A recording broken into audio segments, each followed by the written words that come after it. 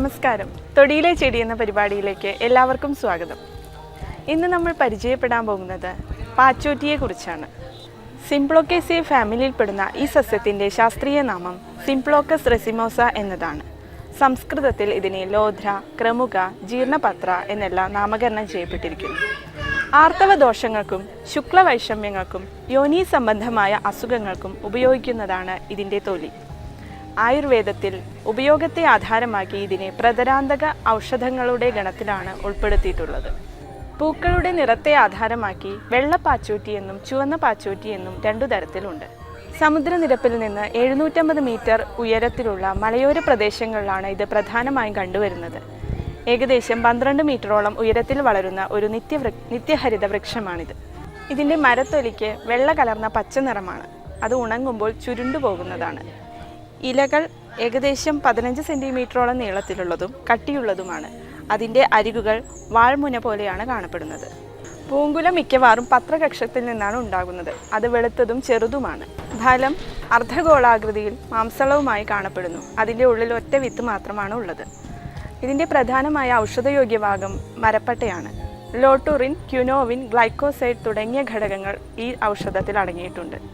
ഗർഭാശയ സംബന്ധമായ അസുഖങ്ങൾ, ആർത്തവ സമയത്തുണ്ടാകുന്ന അധികമായ രക്തം പോക്ക്, വെള്ളം പോക്ക് തുടങ്ങിയ അസുഖങ്ങൾക്ക് ഇത് നല്ലൊരു ഔഷധമായി ഉപയോഗിക്കാവുന്നതാണ്. കണ്ണിലുണ്ടാകുന്ന ചൊറിച്ചിൽ, കുരു, ചുവപ്പ് കളർ എന്നിവയ്ക്കും ഇതിൻ്റെ തൊലി ഉപയോഗിക്കാവുന്നതാണ്. വായ്ക്കകത്തെയും ചുണ്ടിലെയും തൊലി പോകുന്നതിനും ഇതിൻ്റെ മരപ്പട്ട ഉപയോഗിച്ചുള്ള കഷായം നല്ലൊരു ഔഷധമാണ്. ഇതിൻ്റെ കൂടുതൽ ഔഷധ പ്രയോഗങ്ങളെക്കുറിച്ച് ഡോക്ടർ CM ശ്രീകൃഷ്ണൻ നിങ്ങളോട് വിശദീകരിക്കുന്നതാണ്.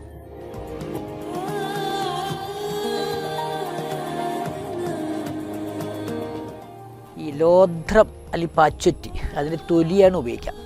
ഈ പാച്ചൊറ്റി തൊലിക്ക് ആ ഒറ്റ മരുന്ന് കൊണ്ട് ധാരാളം രോഗത്തിനെ മാറ്റാൻ പറ്റുന്ന പറയാം. പ്രത്യേകിച്ച് ഈ ആർത്തവ സംബന്ധമായ രോഗങ്ങൾ, യോനി സംബന്ധമായ രോഗങ്ങൾ. അപ്പോൾ ഈ ആർത്തവ സംബന്ധമായ വേദനയ്ക്ക് ഈ പാച്ചൊറ്റിത്തൊലി കഷായം വെച്ച് നാഭി പ്രദേശത്ത് ഇങ്ങനെ ധാര ചെയ്ത് കഴിഞ്ഞാൽ വളരെ പെട്ടെന്ന് കുറയും. വേദന ഉള്ള സമയത്ത് അങ്ങോട്ട് ധാര ചെയ്താൽ മതി. അതുപോലെ ഈ പാച്ചൊറ്റിത്തൊലി കഷായം വെച്ച് ഈ അസ്ഥിസ്രാവം എന്ന രോഗത്തിൽ അവിടെ ഈ ക്ഷാളനം ചെയ്ത് കഴിഞ്ഞാൽ അത് കുറയും. പിന്നെ ഈ ലോധ്ര കൊണ്ട് ധാരാളം ഔഷധം ഉണ്ടാക്കുന്നുണ്ട്. ഇപ്പോൾ ലോധ്രസേവ്യാദി ചൂർണം, ലോധ്രസേവ്യാദി കഷായം, ഇങ്ങനെ ധാരാളം മരുന്ന് ഉണ്ടാക്കുന്നുണ്ട്. പിന്നെ ഈ വായപ്പുണ്ണിന് ഇതിൻ്റെ കഷായം കൊണ്ട് കുൽക്കുഴിയാം. പിന്നെ ഈ ഇതിൻ്റെ പാച്ചൊറ്റിത്തൊലിയുടെ ഇല പൊടി, മറ്റേ തൊലി പൊടിച്ച പൊടി തേൻ ചേർത്തിട്ട് വെണ്ണയും ചേർത്ത് അകത്തേക്ക് കഴിഞ്ഞാൽ ഈ ശുക്ലം വർദ്ധിക്കും. ശുക്ലസ്തംഭനമാണ്. അപ്പോൾ ലൈംഗികമായിട്ടുള്ള കഴിവ് കൂട്ടുന്നതാണത്. പിന്നെ ഈ നേത്രാഭിഷേകം എന്നൊരു രോഗമുണ്ട്. അതായത് ഈ കഞ്ചങ്ക്റ്റിവൈറ്റീസ് എന്ന രോഗത്തിൽ ഈ കണ്ണിന് പോളയ്ക്കൊക്കെ വീക്കം ഉണ്ടെങ്കിൽ ഈ പാച്ചൊറ്റിത്തൊലി അരച്ച് വെണ്ണയിൽ ചലിച്ച് ചുറ്റും ഇങ്ങനെ പരട്ടിട്ട് കഴിഞ്ഞാൽ പെട്ടെന്ന് തന്നെ ആ വീക്കം കുറയും. പിന്നെ അതുകൊണ്ട് കഷായം വെച്ച് കണ്ണിൽ ധാര ചെയ്ത് ആ ചുവപ്പും കുറയും, വേദനയും കുറയും.